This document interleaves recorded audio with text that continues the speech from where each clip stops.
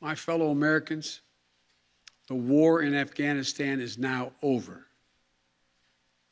I'm the fourth president who has faced the issue of whether and when to end this war. When I was running for president, I made a commitment to the American people that I would end this war.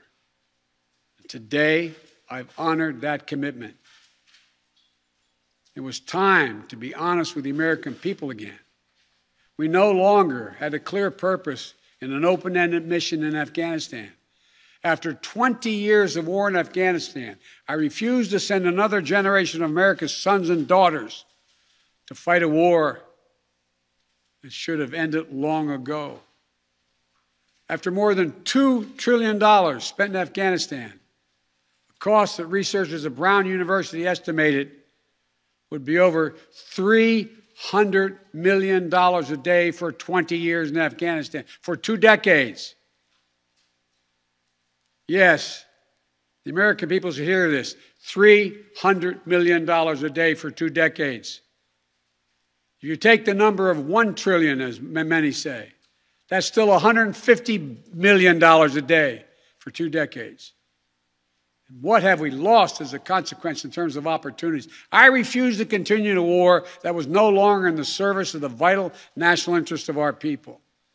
And most of all, after 800,000 Americans serving in Afghanistan, I've traveled that whole country, brave and honorable service. After 20,744 American servicemen and women injured, and the loss of 2,461 American personnel, including 13 lives lost just this week, I refuse to open another decade of warfare in Afghanistan. We've been a nation too long at war.